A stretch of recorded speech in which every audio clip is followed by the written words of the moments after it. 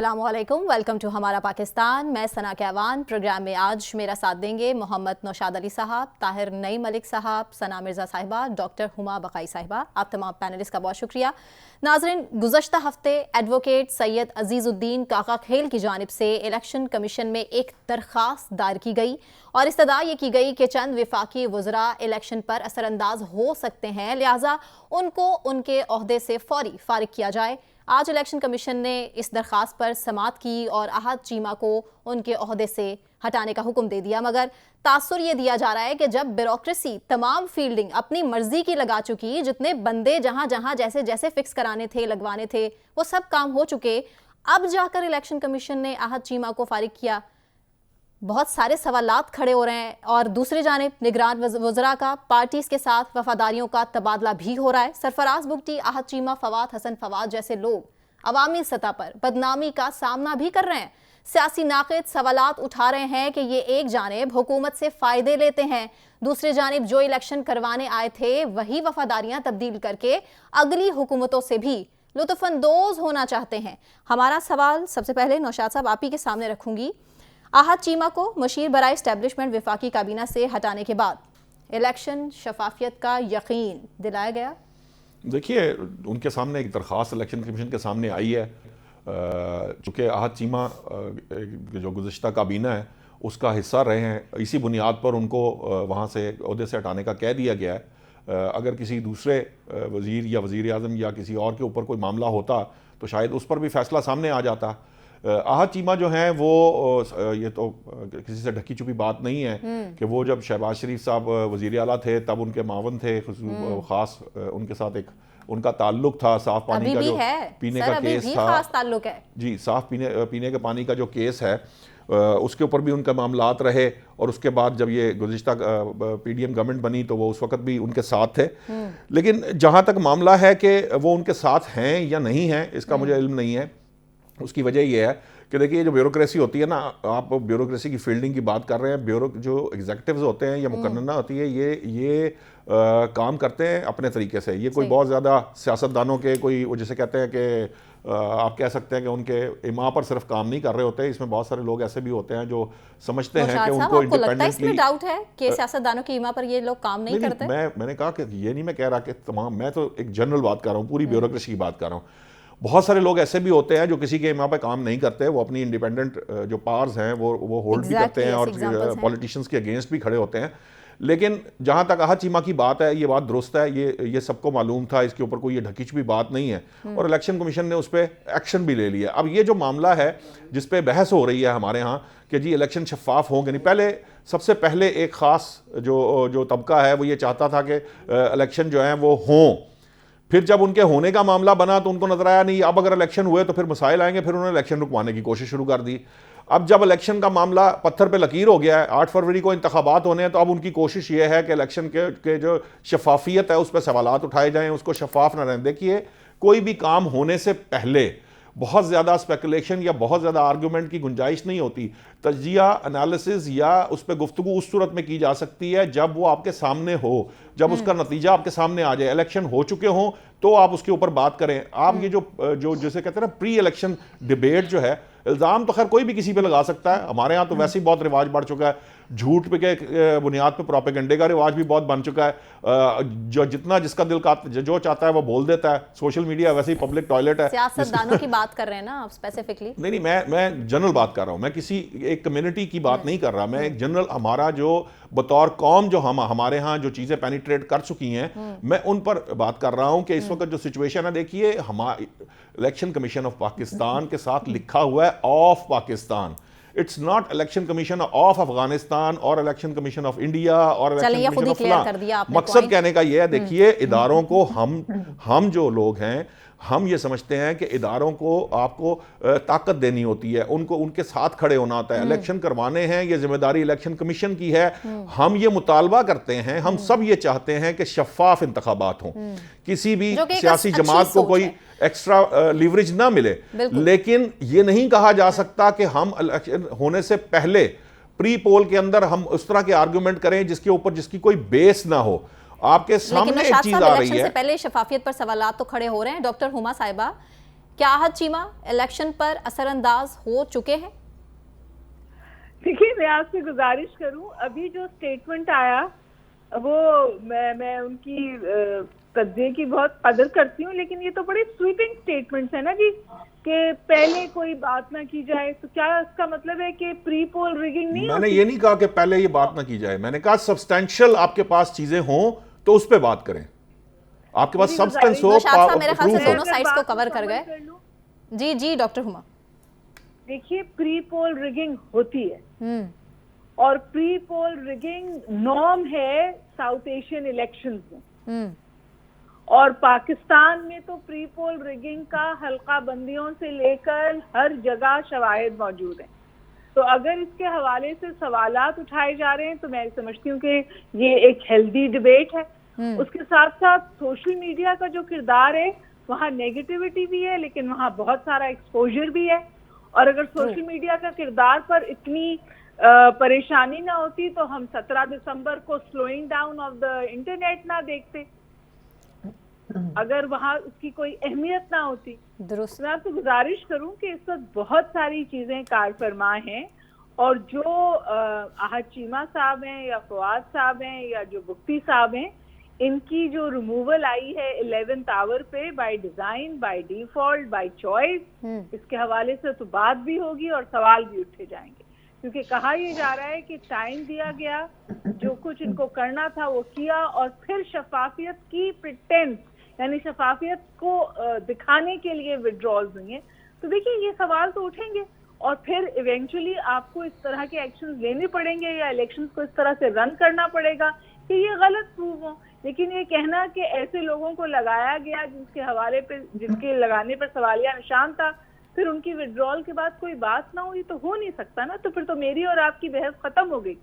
एक sweeping statement हो गया कि जी ऐसे हो नहीं सकता, ऐसे करना नहीं चाहिए, कुछ लोग ऐसा ये चाह रहे थे, कुछ लोग वो चाह रहे थे। देखिए, जो लोग जो चाह रहे थे और जो वो बातें कर रहे हैं, they are rooted in substance and some evidence जो मौजूद है, और उसके हवाले से दो राय भी मौजूद है।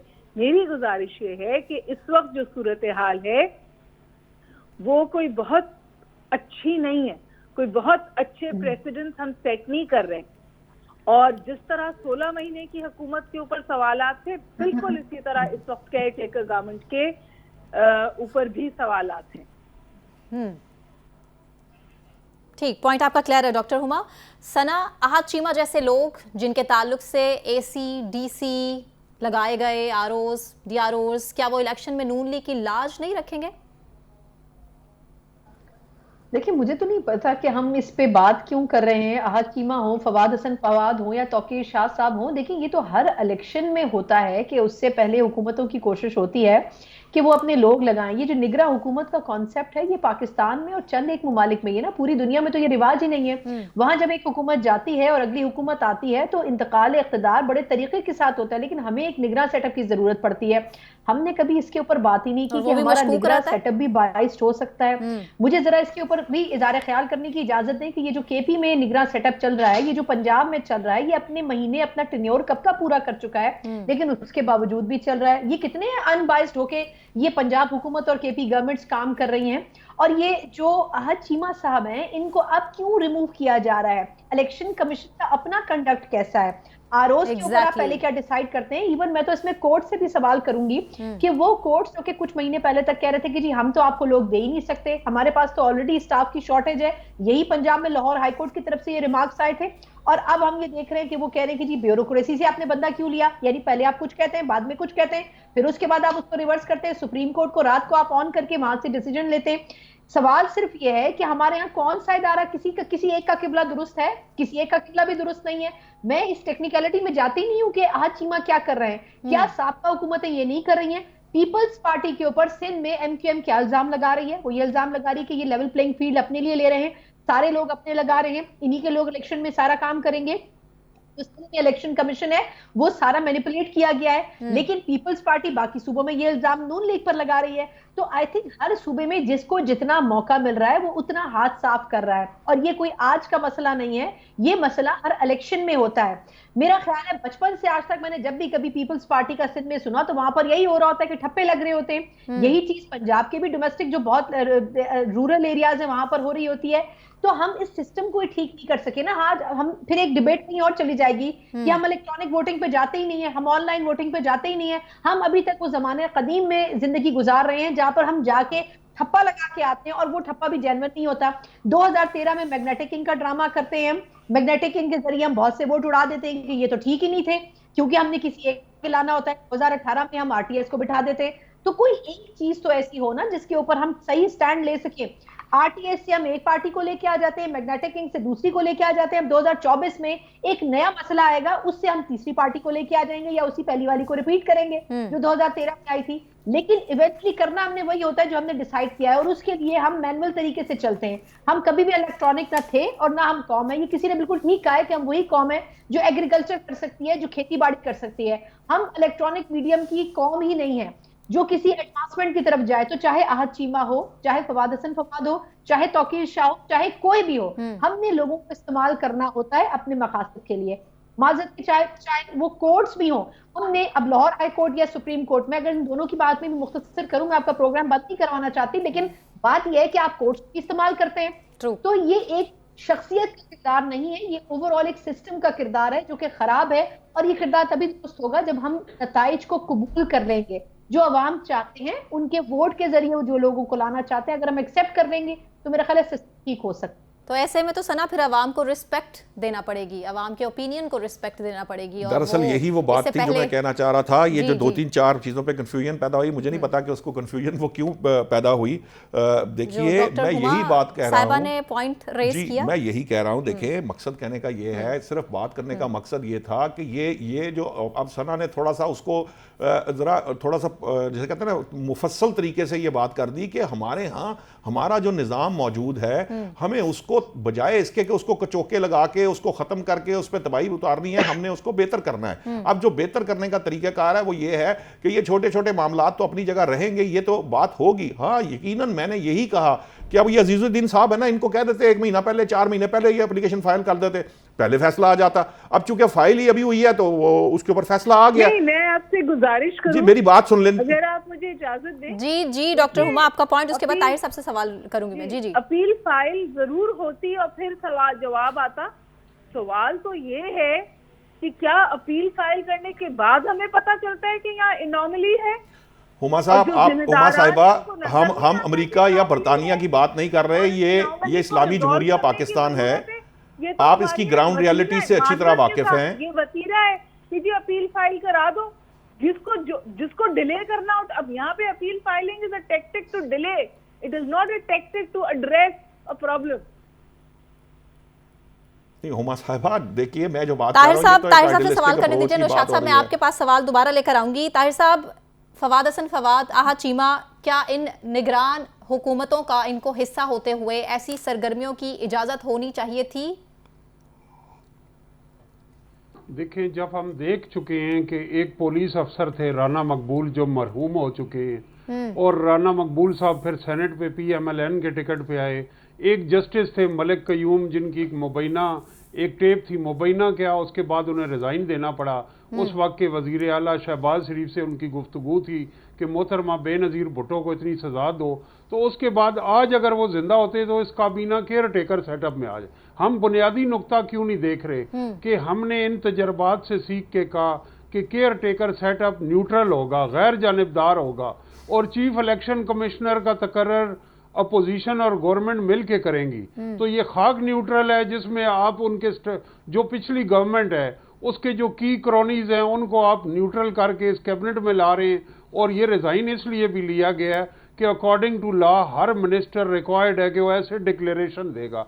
ऐसे डिक्लेरेशन ना देने के लिए आप महीनों ये एंजॉय करें मिनिस्ट्री, और इलेक्शन शेड्यूल अनाउंस हो तो आप रिजाइन करके घर बैठ जाइए। ये तो बड़ा अच्छा है। इस मुल्क में हींग लगी ना फिटकड़ी, और आप सरकारी अफसर बने, सरकारी अफसर से आप मिनिस्टर बने, आपने झंडे वाली गाड़ियां एंजॉय की, आप आवाम को जवाब दे ही नहीं है। जो इलेक्शन कमीशन का कानून कहता है कि हर हल्फ उठाने वाला है SAPM, मावने खसूसी और वजीर इंतखाबात में अपने मिनिस्टर बनने के बाद अपने एसेट्स देगा, गोशवारे देगा, उस लॉ को भी आप वायलेट कर रहे हैं। तो इसलिए मैं समझता हूं कि इसमें काश फखरुद्दीन जी इब्राहिम जैसी शख्सियात होती, जस्टिस दोराब पटेल होते, जो स्टैंड लेते कि भाई मैं चीफ इलेक्शन कमिश्नर हूं और मुझे एतराज है इस कैबिनेट की फॉर्मेशन पे। अब सारा सिस्टम मैनेज्ड है। हम अमेरिका और बरतानिया की मिसालें नहीं दे सकते, लेकिन ये एक तल्ख हकीकत है कि हमारा इलेक्शन कमीशन आज़ाद नहीं है, आज़ाद नहीं है, आज़ाद नहीं है। क्यों आज़ाद नहीं है? तो फिर हम अरबों खरबों रुपए लगा के जो इलेक्शन कराने जा रहे हैं। अब आप एक छोटा सा डिसीजन देख लें कि जितने नॉमिनेशन पेपर्स हैं जो कैंडिडेट्स के पूरे मुल्क से आएंगे, वो इलेक्शन कमीशन वेबसाइट पे नहीं डाल रहा। मेरा नुमाइंदा जिसको मैं वोट देने जा रहा हूं, मेरे इल्म में होना चाहिए कि उसकी डिग्री जाली है या असली है, उसके बैरून मुल्क असासे तो नहीं है, उसकी इनकम स्टेटमेंट, वो टैक्स कितना देता है, क्या वो सादिक और अमीन नहीं है। माजी में ये वेबसाइट पे डाटा मौजूद होता था, उससे मीडिया भी, रिसर्च करने वाले भी और वोटर भी मुस्तफीज होते। इस साल इलेक्शन कमीशन ने डिसाइड किया है कि वो डाटा वेबसाइट पे नहीं होगा। तो ये कोई आज़ाद और खुद मुख्तार इलेक्शन कमीशन नहीं है, ये एक मैनेज्ड इदारे हैं जिनके जरिए एक मैनेज्ड इलेक्शन कराया जा रहा है। मैं एक सवाल जी सना कुछ ऐड करना चाह रही हूँ, जी इजाजत है? जी जी मैं एक छोटा सा पॉइंट सिर्फ अर्ज करना चाह रही हूँ। ये जो अभी ताहिर साहब बात कर रहे हैं बड़ी तफसील से, मुझे ये बताएंगे सारी पॉलिटिकल पार्टीज क्या भंग पी के सो रही थी? इनको नहीं पता था कि ये आज अहमद साहब कहां से आए, फवाद हसन फवाद साहब कहां से आए? ये जो इलेक्शन कमीशन चले, इलेक्शन कमीशन को आप बायस कह दें कि इलेक्शन कमीशन जो है उसकी कोई इख्तियार नहीं है, लेकिन बाकी पॉलिटिकल पार्टीज क्यों नहीं बोल रही थी? जब ये कैबिनेट बनाई गई थी उस वक्त की बात क्यों नहीं हुई थी? क्राइटेरिया क्यों मौजूद नहीं है निगरान हुकूमत का? नहीं सर, मैं आपकी बात को डिनाई नहीं करी, मैं सिर्फ एक क्वेश्चन रेज कर रही हूँ कि उस वक्त क्या निगरान सेटअप में कौन से लोग होने चाहिए और उनका क्या क्राइटेरिया होना चाहिए, ये मौजूद नहीं है। क्या ये हमारे जो वजीर दाखिला जिन्होंने रिजाइन किया, उन्होंने नहीं कहा था कि मैं नून लीग के टिकट के ऊपर इलेक्शन कंटेस्ट करूंगा? वो तो कर ही नहीं सकते कंटेस्ट। तो मैं ये पूछ रही हूँ कि ये बाकी पॉलिटिकल पार्टीज क्या कर रही होती हैं, ये उस वक्त के तमाम सवाल क्यों नहीं उठाती हैं? कम से कम उन पॉलिटिकल पार्टीज को भी ये देखना चाहिए कि वो खुद क्या कर रही होती हैं और उसके बाद टेक्निकल ग्राउंड के ऊपर वो कौन से आइन और कानून के हवाले दे रही होती है जहां पर उनका अपना मफाद फंस जाता है। ये आहद चीमा साहब के ऊपर भी और ये बाकी लोगों के ऊपर भी, पीपल्स पार्टी हो, PTI हो, उस वक्त क्वेश्चन रेज करना चाहिए था, उस वक्त इनके खिलाफ कोर्ट में जाना चाहिए था। अगर नहीं गए तो आप भुगतें। इसी तरह होगा, नून लीग इसी तरह लोगों को इस्तेमाल करेगी। ताहिर साहब आपका पॉइंट। मैं ये कहना चाहता हूं कि देखें, हमारे यहाँ जमहूरियत कमज़ोर है, सियासी पार्टियां कमज़ोर हैं, लेकिन कायदे आज़म की हिदायत आप सामने रखें कि उसने ब्यूरोक्रेट्स को कहा, सरकारी मुलाजमों को कहा कि आपकी कोई सियासी पार्टी नहीं है, आप सियासत में हिस्सा नहीं लेंगे, आप हुक्मरानों के नहीं बल्कि रियासत के वफादार हैं। आज पूरे पाकिस्तान में कोई एक ऐसा सरकारी मुलाजिम है इस मुल्क में कायदे आज़म के बाद ये देखिए ना, उनकी ये बहन के साथ क्या सलूक किया गया था? जब ये कायदे आज़म के साथ धोखा कर, ये कायदे आज़म की बहन के साथ क्या सलूक किया गया वो भूल गए? जब आप कायदे आज़म की कही हुई बात कहाँ याद रखी जाएगी, उसको कहाँ अहमियत दी जाएगी? You are under oath. ये सारे कैबिनेट मिनिस्टर अंडर ओथ थे कि हम कॉन्स्टिट्यूशन के तहत काम करेंगे। तो कॉन्स्टिट्यूशन ये कहता है कि अपने एसेट्स के गोशवारे दो, तो क्यों आपने हल्फ उठा के कौम के साथ झूठ बोला? कौन सा बात ये कि आपका करैक्टर ही नहीं है। अगर ब्यूरोक्रेसी एक इदारा ऐसा नहीं बना सके हम, असल में ना जिसमें लोग रियासत के वफादार हों, हुक्मरानों के जाती मुलाजिम ना हो, तो ये इलेक्शन कराने से बड़ा इशू तो ये है कि हमारे यहाँ ब्यूरोक्रेसी जो है वो जर खरीद गुलाम है हुक्मरानों की। देखिए ना, अब ये जो बात है, अब मैंने अगर कोई बात कही थी तो वो स्वीपिंग स्टेटमेंट डिक्लेयर कर दी गई, लेकिन जो उसके अगेंस्ट स्वीपिंग स्टेटमेंट्स आई वो अब देखें यहाँ पर पूरी की पूरी ब्यूरोक्रेसी जर खरीद गुलाम है। जब पूरी ब्यूरोक्रेसी जर खरीद गुलाम है तो फिर इतनी बहस किस बात की है? अगर किसी चीज में कोई इंप्रूवमेंट आ ही नहीं सकती, कोई चीज बेहतर हो नहीं सकती, कोई चीज पे हम सवाल नहीं उठा सकते, तो फिर बात करने का, बहस करने का फायदा नहीं है। गया कि आपने सदर से मुलाकात क्यों नहीं की? सुप्रीम कोर्ट के कहने पे चीफ इलेक्शन कमिश्नर प्रेसिडेंट से मिलने के, क्या लॉ ये नहीं कहता था कि प्रेसिडेंट जो एक सुप्रीम ओहदा है, हमें पसंद है या भाई नहीं उस पे पसंद, आर्ग्यूमेंट हुआ ना तो ताहिर चीफ साहब, वो इलेक्शन चीज एक कमिश्नर दफा एक इशू आया, एक पॉइंट था इलेक्शन कमीशन का, एक पॉइंट था सुप्रीम कोर्ट ने उसको क्लियर कर दिया, उसने उन्होंने आइन की तशरीह कर दी, बात खत्म हो गई। आइंदा के लिए प्रेसिडेंट आ गया, चूंकि ये आर्ग्यूमेंट हुआ था, क्रॉस आर्ग्यूमेंट था, जिसका फैसला हो गया।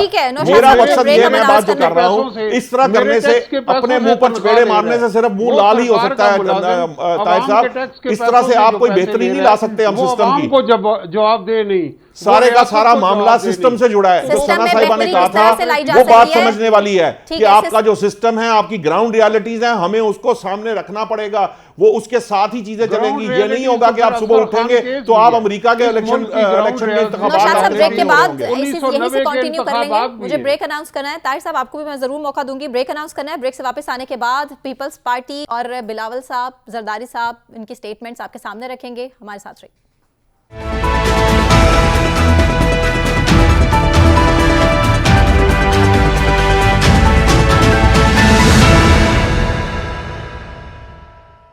वेलकम बैक नाजरीन। पीपल्स पार्टी अपनी इलेक्शन मुहिम में मसरूफ है। जरदारी साहब बलूचिस्तान और बिलावल भुट्टो साहब पंजाब में पीपल्स पार्टी को मुत्तहरिक करना चाहते हैं।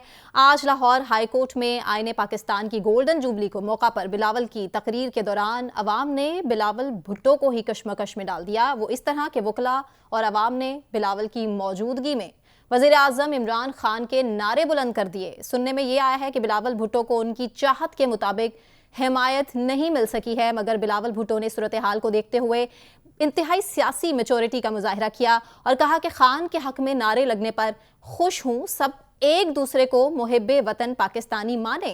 सवाल यह है कि क्या अवाम इन सियासतदानों की मौरूसी सियासत को रद्द कर चुकी? नौशाद साहब। नहीं, मेरा देखें 2-3-4 बातें हैं। पहली बात तो यह है कि ये जो आप, फिर वही बात है, हम जब सहाफ़त करते थे तो हम कहते थे बाज़ वकला। यकीनन वो जो वहाँ पे मौजूद तमाम वकला जो हैं उन्होंने ये नारे नहीं लगाए होंगे। कुछ लोग होंगे और जिन्होंने नारे लगाए होंगे, उन्होंने उसको बर्दाश्त किया। यही बर्दाश्त आपके जो थ्रू आउट आपके सिस्टम के अंदर एक दूसरे की एग्जिस्टेंस के लिए ये पैदा होना ज़रूरी है, बहुत ज़रूरी है। और बड़ा अच्छा इसकी तरफ इशारा किया है बिलावल साहब ने। यही बात हम कहा करते थे कि जनाब सियासत हमारे साथ लाइन पर मौजूद हैं सीनियर वकील रबिया बाजवा साहिबा हैं, उन्हीं से मैं सवाल कर लेती हूँ। सबसे पहले रबिया साहिबा, मुझे बता दीजिएगा, आज की तकरीर के हवाले से आप खुद नहीं कर सकी तकरीर या आपको करने से रोका गया तकरीर?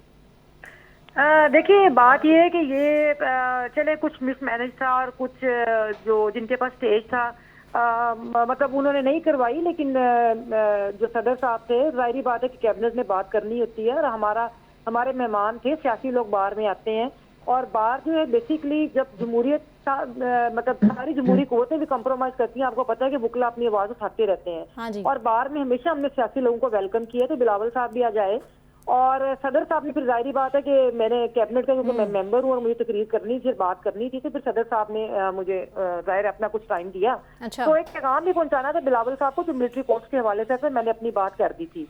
दूसरी बात यह है कि जो भी आपने पहले बात कर रहे हैं जो इसके हवाले से कि प्रोग्राम में कुछ लोगों ने नारे लगाए, जाहिर बात है कि मैं आपको बता दें पॉलिटिकल एक्टिविटी थी और इस तरह की चीजें होती रहती हैं। जो पीटीआई के कुछ साथी हैं, जाहिर बात है आपको पता है जो सियासी माहौल इस वक्त है उसमें उनके ऊपर कुछ जबर भी है और कुछ दबाया जा रहा है पीटीआई को, तो उसके कुछ लोगों के जज्बात थे और ये इन्होंने सही फरमाया है कि अच्छा रबिया साहिबा, कुछ लोगों ने बिलावल वजीर आजम के नारे भी लगाए थे, ऐसा भी है? जी बिल्कुल, हाँ जी, जाहिर है। देखिए, उनका फंक्शन था, ये पीएलएफ का भी फंक्शन था, बिलावल भुट्टो साहब की अपनी पार्टी की तरफ से बेसिकली जो उनके हमशाल वकला थे उन्होंने एक गैदरिंग की थी और वो उधर सारे मौजूद थे, उनकी हिमायत में बहुत सारे लोग जो उनके थे वो उधर मौजूद थे। अच्छा। और एक तकरीब थी जिसमें उन्होंने अपनी बात की और जाहिर बात एक डायलॉग का माहौल था। तो ठीक है, उसमें अगर आगे कुछ पीटीआई के तो कुछ वकला साहिबान ने अपने जज्बात का इजहार किया, उन्होंने इमरान खान वजीर आजम, तो कोई ऐसी अचंभे की बात नहीं, आपको पता है सियासी गैदरिंग्स में होता है। अच्छा। और एक बात बड़ी अच्छी है दोनों तरफ से, पहली बात तो ये कि जो इमरान खान के जो हमायती हैं उन्होंने भी कोई ऐसी जुबान इस्तेमाल नहीं की, उन्होंने भी अपने सिर्फ जज्बात का पॉलिटिकल इजहार किया है। इसी तरह अभी उन्होंने बिल्कुल दुरुस्त फरमाया कि बिलावल भुट्टो साहब ने भी बड़े अच्छे तरीके से उन्होंने उनको वेलकम ही किया, मैं तो यही कहूंगी, उन्होंने भांप लिया सियासी माहौल को और बड़े महजब अंदाज में उन्होंने अपनी जो थी उनको, उन्होंने कहा मैं बहुत खुश हूँ कि खान के हक में नारे लगे हैं। तो क्या जी? उन्होंने कहा मैं बहुत खुश हूँ कि खान के हक में नारे लगे हैं। बिल्कुल। देखिए सियासी, मैं एक और बात आपको बताऊं जो मैं फील करती हूँ कि हमारे जो नौजवान है, बहुत बड़ा गैप है, यहाँ पे डीपोलिटिसाइड सोसाइटी में रहते हैं। True. तो मैं समझती हूँ कि इस तरह के माहौल से जो तलबा भी हैं या यंगस्टर्स जो है, हमारे यंग लॉयर्स भी हैं, वो बहुत सीखते हैं। यही सियासी अमल का फायदा होता है कि एक दूसरे के से हम सीखते हैं, और एक टॉलरेंस जो है वो यकीनन मतलब बहुत जरूरी है पॉलिटिकल प्रोसेस के अंदर, और पॉलिटिकल पार्टीज को भी ये समझना चाहिए। हाँ, जहाँ तक ये बात है कि जी हम एक दूसरे को टॉलरेट करें, उसके लिए ये भी जरूरी है कि जो जो पॉलिटिकल पार्टीज का पॉलिटिकल किरदार है वो किरदार भी अदा करें। सारी चीजें बातों से नहीं होती, अब ये चीजें अमली तौर पे हमें करनी पड़ेगी। ठीक है, बिल्कुल ठीक है। लेकिन आपको लगता है कि ये जस्टिफाइड था कि ये इवेंट अगर बिलावल साहब का था तो वहाँ इमरान खान के हक में नारे बुलंद हो गए, वहाँ पर बदमज़गी भी इसके बाद हो सकती थी, क्या हो सकता था? बदमज़गी हो सकती थी वहाँ पर। देखिए, मैं यही तो आपको कह दें कि एक पॉलिटिकल मेजोरिटी का मुजाहरा किया गया, मतलब पीपल्स पार्टी के जो साथी उधर मौजूद थे उनकी तरफ से भी, और ठीक है, हम आइंदा इंशाल्लाह ताला बार में बुलाएंगे बाकी पॉलिटिकल पार्टीज को भी। इमरान खान साहब के जो साथी हैं वो बिल्कुल भरपूर अंदाज में अपने जज्बात का इजहार करेंगे। कन्फ्रंटेशन को अवॉइड करना चाहिए, मेरा तो पैगाम भी यही है ठीक है। कि जो भी सियासी लोग हैं आपस में हमें बिल्कुल एक दूसरे का एहतराम करना चाहिए, और खास तौर पर सियासी वर्कर जो है उनको तो बैठ के डायलॉग करना चाहिए। तो अच्छा। लेकिन हाँ, और लेकिन महज़ब अंदाज में अगर उन्होंने बात की है तो कोई इतनी बड़ी बात नहीं कि इसको इतना बड़ा इशू बनाया गया। ठीक है, रबिया साहब ये बस जरा बता दीजिएगा कि आज आपको तकरीर करने का मौका दिया गया? मैडम, मैंने आपसे रोका तो नहीं किसी ने? क्योंकि कुछ मुतजाद इत्तलात, ठीक है आपका पॉइंट सामने है, लेकिन कुछ मुतजाद इत्तलात हमारे तक पहुंची हैं कि आपको रोका गया बाकायदा। चले कोई बात नहीं, हमने एक पैगाम देना होता है वो हम हर फोरम पे देते हैं, और अच्छा हुआ कि बिलावल साहब नहीं, चलिए ये बता दें, थोड़ा सा आसान सवाल कर लेती हूँ आपसे, जो वकला के साथ आज हो रहा है वो होना चाहिए? मैं कहती हूँ कि बिल्कुल नहीं होना चाहिए। जो जबर है वो किसी के साथ भी हो, किसी भी जमात के साथ हो, जिस तरह वकला के साथ है, मैं तो इंतहाई कंडेमनेबल है। आज भी हमारे एक वकील साहब उनके घर पे अटैक किया गया।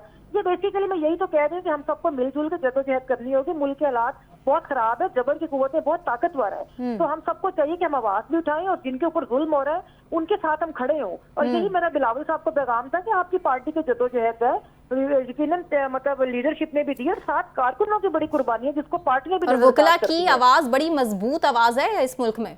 हम इस आवाज को और ज्यादा मजबूत करेंगे, और हम बार को बिल्कुल, बार के अंदर भी बहुत सारे ऐसे घुस बैठी हैं एस्टैब्लिशमेंट के लोग हैं जिनको एस्टैब्लिशमेंट माल दौलत पैसा धन दौलत की बुनियाद पे स्ट्रॉन्ग कर रही है, लेकिन अच्छा। हम हमारी जो आवाज है वकला की वो हम कभी नहीं दबने देंगे। और ये आपने देखा है कि अब निखार पैदा हुआ है हमारी जद्दोजहद में, और ये और ज्यादा बेहतर होगी।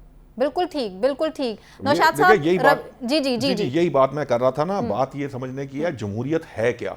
जमहूरियत ये है पाकिस्तान में स्पेसिफिकली नौशाद साहब, जमहूरियत ये है नहीं, मैं एक्चुअल पर्सपेक्टिव ये है कि जमहूरियत एक दूसरे की राय का एहतराम है, एक दूसरे की एग्जिस्टेंस जो है ना, एक दूसरे को तस्लीम करना, ये तस्लीम करना जरूरी है। और ये जिस तरफ आप बड़ी इशारा अच्छी बात किया है गया बिलावल साहब की, उन्होंने एक्सेप्ट किया, इसको इग्नोर नहीं किया। हाँ, आप मिल बैठ के डायलॉग करेंगे, आप मुल्क के लिए काम करते हैं ना। आप ये दावा करते हैं कि जी हम पाकिस्तान के लिए ये नुमाइंदगी अवाम की लेते हैं और पाकिस्तान की बेहतरी करना चाहते हैं, यहाँ के अवाम की बेहतरी करना, यही सारी सियासी जमातों का नारा है ना। तो उन्हें इकट्ठे बैठना चाहिए। ये जो सियासत में ये जो रवैया है कि आप ट्रोलिंग करेंगे, आप गालियां देंगे, आप अब्यूज करेंगे, आप लोगों को बैकफुट पर धकेलेंगे, आप आर्ग्यूमेंट नहीं सुनेंगे, आप उनके साथ जोर जबरदस्ती करेंगे, या आप उनके दीगर हरबे आजमाएंगे, आप उनके साथ सलाम दुआ नहीं करेंगे, आप असेंबली में साथ नहीं बैठेंगे, ये रवैया गैर जमहूरी रवैया। तो बिलावल साहब ने आज कहा है ना, जिनको चोर कहते थे आज उनसे बात भी कर लें। फिर करना चाहिए, सबको करना चाहिए। ये तो किसी किताब में नहीं लिखा। देखें, अगर कोई सियासी जमात है, वो सियासी जमात है ही तब कि अगर वो जमहूरी तकाज़ों को पूरा करती है, वो सियासत करती है। और सियासत नाम ही इस चीज़ का है कि आप एक दूसरे से बातचीत करते हैं। इसीलिए कहते हैं कि सियासत में कभी दरवाजे बंद नहीं किए जाते, एक दूसरे से बातचीत के दरवाजे नहीं बंद किए जाते। सियासत में हर शख्स के साथ बात की जाती है, यही सियासी तरबियत होती है, और ऐसे ही सियासत परवान चढ़ती है।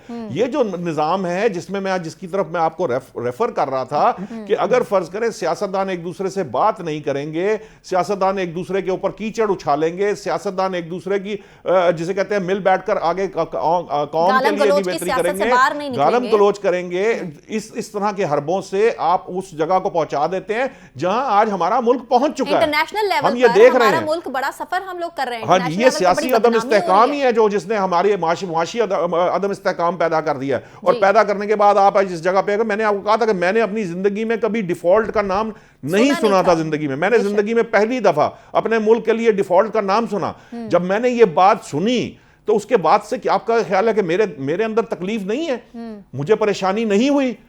पाकिस्तानी, हर पाकिस्तानी जो अपने वतन से मोहब्बत करता है उसके लिए तकलीफ दे थी ये बात, उसके लिए आज भी परेशानी का बायस है।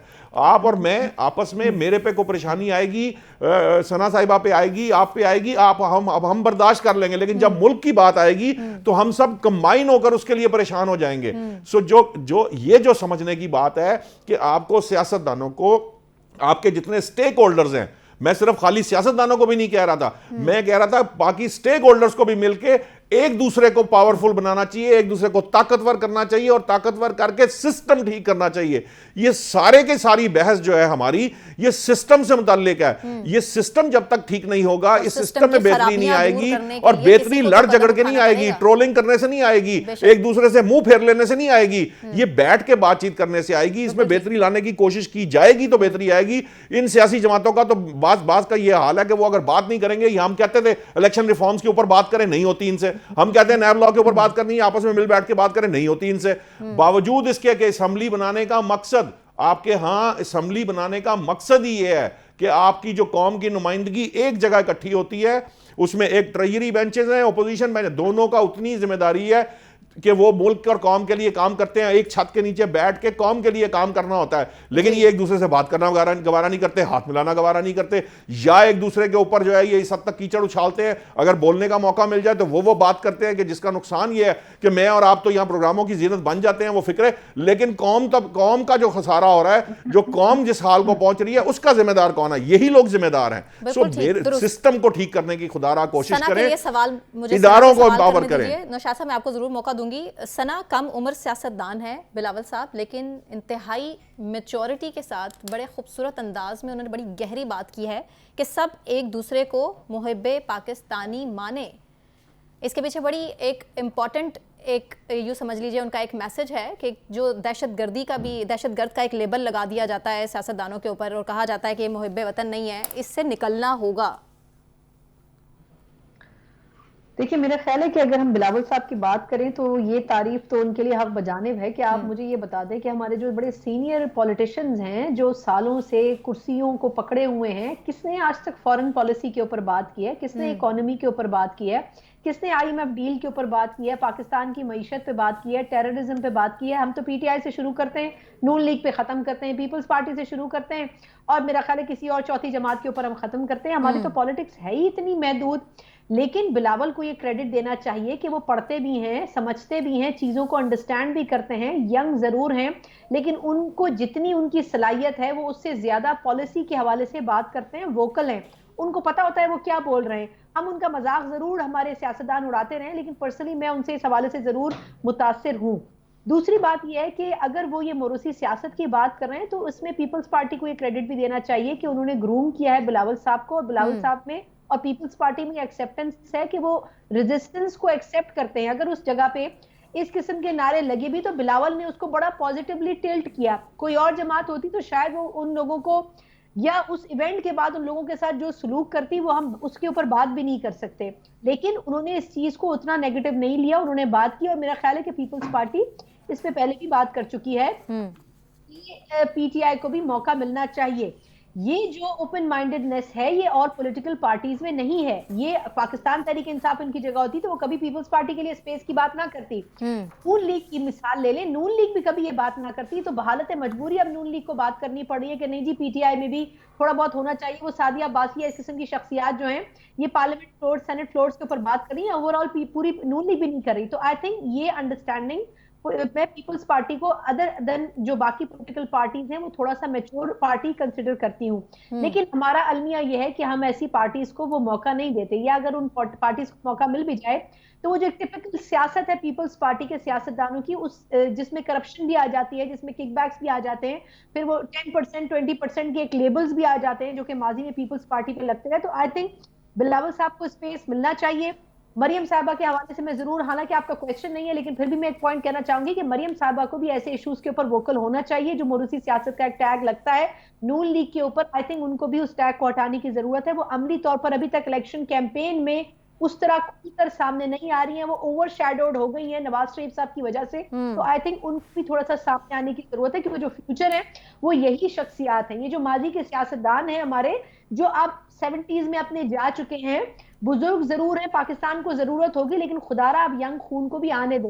कुछ गलतियां करेंगे तो वो सीखेंगे, अगर गलतियां नहीं करेंगे तो वो वही हाल होगा उनका जिस तरीके से इदारे सियासतदानों को चलाते आए माजी में पाकिस्तान। खबर दे देता हूं आपको, जी, नून लीग के हवाले से खबर दे देता हूं सना। अभी नून लीग के हवाले से, हाँ जी, नून लीग के हवाले से मेरी ज़राए ये कह रहे हैं कि नून लीग के अंदर ये फैसला किया जा रहा है कि ऑल द वे 30% जो है वो नए फेसेस जो है वो लाने की कोशिश कर रहे हैं, और उनकी कोशिश होगी जो 2 से 3 दफ़ा असम्बली मेंबरान बन चुके हैं शायद उनको इस दफ़ा टिकट ना मिल पाए। ये एक डिस्कशन ये हो रही है नून लीग के अंदर, और वो की भी मरियम नवाज साहिबा की तरफ से जा रही है कि जी नए यंग ब्लड को सामने लाने की जरूरत है, क्योंकि यूथ की नुमाइंदगी उस तरह से नहीं हो सकती जिस तरह से यहाँ की जाती है। तो अभी ये अंडर डिस्कशन है। नौशाद साहब, अली परवेज की जगह भी मरियम नवाज लड़ रही हैं इलेक्शन, ऐसी भी कुछ खबर है, इसकी भी तस्दीक कीजिए। ये तो एक हल्के का मामला है ना, ये तो अभी ये बहुत सारे ऐसे हल्के हैं, मतलब नून लीग के अंदर ये एक अच्छा खासा ये भी खबर है, आपको बता रहा हूँ नून लीग में इस वक्त अच्छी खासी लड़ाई हो रही है। नौशाद साहब यही बता दे, चले ताहिर साहब से पूछे, ताहिर साहब क्या डर आपको बता रहा हूँ कि बाद लोगों के हल्के खत्म हो गए हैं, फीसद नए लोगों को इंट्रोड्यूस कराना, क्या पीटीआई सनम जावेद का मैं नाम ले लूं जो मरियम नवाज के मुकाबले में इस टाइम इलेक्शन लड़ेंगी, उस्मान डार साहब की वालिदा हैं, अब वो इलेक्शन लड़ेंगी ख्वाजा आसिफ से, यही वजह, यही खौफ डर है कि ये पुराने नाम जो है वो छुपाना चाह रही नून लीग? मरियम नवाज पुराना नाम नहीं है। नहीं, मेरे ख्याल में नौशाद साहब ने इससे कबल भी बहुत ही उम्दा फिक्र अंगेज उन्होंने निकात उठाए हैं, लेकिन ये जो इनकी खबर है वो एक जनरेशनल सोच की भी नुमाइंदगी करती हैं मरियम नवाज, कि वो ख़ुद जो हैं वो चाहती हैं कि पार्टी में नौजवान लोगों को स्पेस दी जाए और ज़्यादा इंगेजमेंट की जाए, और मुस्लिम लीग का जो रवायती कल्चर है ड्राइंग रूम पॉलिटिक्स का उससे निकला जाए। तो अब अगर आप देखेंगे जिस तरह बिलावल गए हैं, वो आज लाहौर हाई कोर्ट गए हैं, वो स्टूडेंट से मिल रहे हैं, वो कारकुनों के गली महल्ले में जा रहे हैं, तो मरियम नवाज भी ये चाहती हैं कि वो जो मालात हैं जाती उमरा के और जो 5 स्टार होटल है की सियासत है, मॉडल टाउन के पार्टी ऑफिस से बाहर निकल के वो मुस्लिम लीग नून की जो अवामी मज़ामती सियासत है उसके अंदर वो किरदार अदा करें। और उन्होंने जब मियाँ नवाज शरीफ वज़ीर आज़म थे पिछले टेन्योर में, तो मरियम नवाज ने एक यंग टीम निस्बतन उन्होंने क्रिएट की थी जो मियाँ नवाज शरीफ की हुकूमत का दिफा करती थी। उसमें दानियाल अजीज़ थे, उसमें मरियम औरंगज़ेब थे, उसमें दानियाल चौधरी थे, इस तरह के लोग थे। तो वो भी अब चाहती है कि PMLN वो चाहती है कि नए फेसेस कि जो इस वक्त 2.25 करोड़ वोटर ऐड हो गया, और एक यूथ फैक्टर है, एज बिटवीन 16 to 32, ये लोग अक्सरियत में हैं। और पुरानी जो पार्टी हैं पीपल्स पार्टी और नून लीग, इनका एक डिस्कनेक्ट है यूथ के साथ, और PTI ने वो स्पेस क्लीन की हुई है। तो मरियम नवाज चाहती हैं कि मुस्लिम लीग नून की जो रवायती सियासत है उससे हट के जो ट्रांसफॉर्मेशन हो रही है माशरे में, तब्दीलियाँ हो रही हैं, उनके साथ उनको अडैप्ट किया जाए। और जहाँ तक बिलावल की ये बात है, मैं उनके इस इकदाम से बड़ा इम्प्रेस हुआ हूँ। देखें पार्लियामेंट क्या होता है, जब आप पार्लियामेंट में जाते हैं आपके हक में भी बात होती है, खिलाफ भी बात होती है, नारे भी लगते हैं, जिंदाबाद भी होती है और मुखालफत भी होती है, लेकिन पॉलिटिशियन ग्रूम्ड होते हैं। तो नून लीग को और तहरीक इंसाफ को, दोनों को ये जो सियासी टेम्परेचर कम करने के लिए बिलावल के विजन से सीखना चाहिए कि आज यहाँ नून लीग और पीपल्स पार्टी का, इसका तहरीक इंसाफ का कोई लीडर होता तो दोनों में हाथापाई हो जाती, लड़ाई होती, और हम ये निकले कि आप इख्तिलाफ राय शायद मुझे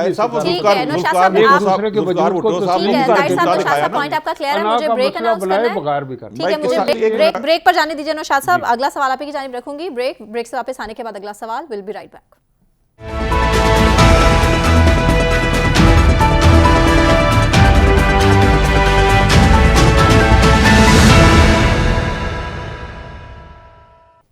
वेलकम बैक नाजरीन। इस टाइम तमाम सियासी पार्टीज़ अपने अपने सियासी कदकाठ के मुताबिक सियासी अखाड़े में उतर चुकी हैं, मगर मैदान में एक पहलवान की गूंज बाकी सियासी पहलवानों की परेशानियों में इजाफा कर रही है। अफवाहें और माहौल यूं तो नज़र आ रहा है कि सिर्फ एक जमात को लेवल प्लेइंग फील्ड दी जा रही है। एक जानिब तो PTI की खवातीन मरियम नवाज को शिकस्त देने की बातें कर रही हैं, तो दूसरी जानिब एक अफसोसनाक सूरत हाल देखने को मिली है। उस्मान डार साहब की वालिदा को मुबैना तौर पर ज़दोखोब किया गया, उनकी जो वीडियो रात गए सामने आई, जिसके बाद तशवीशनाक बयानात और मुतज़ाद इतलात भी आ रही हैं। मगर ख्वाजा आसिफ का बयान सामने आया है कि ऐसी इंतकामी सियासत से मेरा कोई ताल्लुक नहीं है। वो फ़िलहाल कह रहे हैं कि दूर दूर तक भी जो कुछ उनके घर में हुआ, जितनी तोड़ फोड़ हुई, उससे मेरा कोई ताल्लुक नहीं है। ताहिर नईम साहब, क्या वाकई ख्वाजा आसिफ साहब ठीक कह रहे हैं या उस्मान डार साहब की वालिदा? देखिए, ख्वाजा आसिफ जो हैं वो मैं समझता हूँ कि इससे कबल भी उन्होंने कौम से 2-3 दफ़ा माफ़ी भी मांगी है, माजरत की है कि उनके वालिद ख्वाजा सफदर ने जनरल ज़ियाउल हक का साथ दिया रेफरेंडम में और उनकी अच्छी रवायात उन्होंने कायम की। लेकिन ये एक उस्मान डार साहब का ये मामला नहीं है। जिस पैमाने पे ये शिकायत हो रही हैं, मैं समझता हूँ कि इसकी तहकीकात होनी चाहिए। और मेरी असल इसमें मायूसी जो है वो इंसाफ के आला ईवानों से जी। कि जब उनके अहाता अदालत में ज़मानत वो देते हैं और उस जमानत की कोई वैल्यू नहीं होती, तो मेरा गिला तो मुनसफ से और इंसाफ के आला ईवानों से है कि जब ये हो रहा है कि आपने लोगों के शहरियों की जो राइट ऑफ मूवमेंट है और फ्रीडम ऑफ एक्सप्रेशन है और मीडिया की आज़ादी है और लोगों को जो उनके शहरी हकूक़ हैं, जब वो ख़तरे में हों और अदलिया उसमें इररेलेवेंट हो जाए, तो इससे बड़ा सवाल ये है, ये सिर्फ एक सियालकोट की कहानी नहीं है। जगह जगह हम ये आपको इस तरह की बेशक जस्टिस काजी फाइज ईसा को मुखातिब करके वीडियो में उन्होंने कहा कि मुझे इंसाफ चाहिए, आपसे मुझे इंसाफ चाहिए और ये मेरे घर बहुत दफ़ा आ चुके। 20 लोग आए थे जिन्होंने घर का दरवाज़ा तोड़ा, ज़दोकोब किया और कपड़े भी फाड़ दिए। नौशाद साहब, ये ख़वातीन के साथ इस तरह उनके लिए एक शेर उनकी वालदा के लिए सिर्फ एक शेर सुनाना चाहता हूँ। जी जी जी, वेरी क्विकली। वो मैं कह रहा हूँ कि वो इसको इंसाफ की वो मतलाशी हैं, बुजुर्ग खातून हैं कि किसी बस्ती में होगी सच की हुर्मत, यहाँ इंसाफ से कातिल बड़ा है। ठीक, नौशाद साहब। देखिए, बात यह है कि जो बयान उस्मान डार की वालदा की तरफ से सामने आया है, यकीनन वो काबिल मजम्मत भी है। इस तरह के एक्ट नहीं होने चाहिए, किसी जगह भी नहीं होने चाहिए। ये सिर्फ उस्मान डार का मामला नहीं है, ये इस मुल्क की जो हम तो कहते हैं माएँ सांझी होती हैं, किसी भी वालदा के साथ या किसी की माँ के साथ इस तरह का सलूक नहीं किया जाना चाहिए। मुझे अब बात याद आ रही है उस्मान डार साहब की, वो जब मरियम नवाज का कराची में दरवाज़ा टूटा था, तो वो जो कह रहे थे, लेकिन उस चीज़ पे मैं उस कंट्रोवर्सी में नहीं जाना चाहता। हाँ, नहीं, मैं बिल्कुल ठीक बात है। ताहिर साहब कह रहे हैं कि इंसाफ दो तरह का हमारे मुल्क में नहीं होना चाहिए। देखिए, हम इस तरह के किसी एक्ट का कोई हम सपोर्ट दे नहीं सकते, कह नहीं सकते। ये किसी के साथ भी हो, किसी सियासी जमात के साथ हो, ना सियासी जमात के साथ हो, ये किसी की वालदा के साथ किया ही नहीं जा सकता। ये तरीकाकार ही गलत है। इस तरह के हरबे हथकंडे मैं जाती तौर पे समझता हूँ कि ये आपको उलट पड़ते हैं, यानी आपको नुकसान देते हैं। जो वहाँ पे उस वक्त जो भी इंतजामिया का बंदा है या जो इस वक्त पंजाब के वज़ीर आला हैं या दूसरी जमातें, ये बता दीजिए कि ये जो कुछ उस्मान डार की वालिदा कह रही हैं, उनके साथ जो कुछ हुआ, उनके घर में जो कुछ हुआ, उसके बाद आपको लगता है पीटीआई की मकबूलियत मजीद बढ़ेगी या कम होगी? मैं इसमें सिर्फ क्विकली ये कहना चाहूंगी कि आई थिंक ये पहली दफा उन्होंने नहीं कहा, इससे पहले भी वो शिकायत कर चुकी हैं। अगर उस वक्त भी उस इशू को सही मायनों में एड्रेस किया जाता और तहकीकात होती तो शायद ये इशू दोबारा रिपीट नहीं होता। तो या तो ये कि वो जो कुछ कह रही है वो 100% हकीकत पर मबनी है और इस पर जो भी कुछ हो रहा है इसकी जिम्मेदारी निगरां हुकूमत के ऊपर आयद होती है, पंजाब की जो निगरां हुकूमत है उस पर भी आयद होती है। तो आई थिंक इसको एड्रेस करने की जरूरत है। अगर आपने माजी में नवाज शरीफ साहब की बेटी के साथ ये किया, तो इस मर्तबा अगर ये हो रहा है तो ये कल फिर दोबारा किसी न किसी इन दोनों जमातों में से किसी के साथ होगा। तो वो निगरान हुकूमत जिसकी सियासी वफादारियों पर पहले ही बड़े सवालात खड़े हो रहे हैं, वो इंसाफ देगी। ठीक, बहुत शुक्रिया सना मिर्जा साहबा, डॉक्टर हुमा बकाई, मोहम्मद नौशाद अली साहब, ताहिर नईम मलिक साहब, आप तमाम पैनलिस्ट का शुक्रिया। मुझे सना कहवान को इजाजत दीजिए, अपना बहुत ख्याल रखिए। अल्लाह हाफिज़।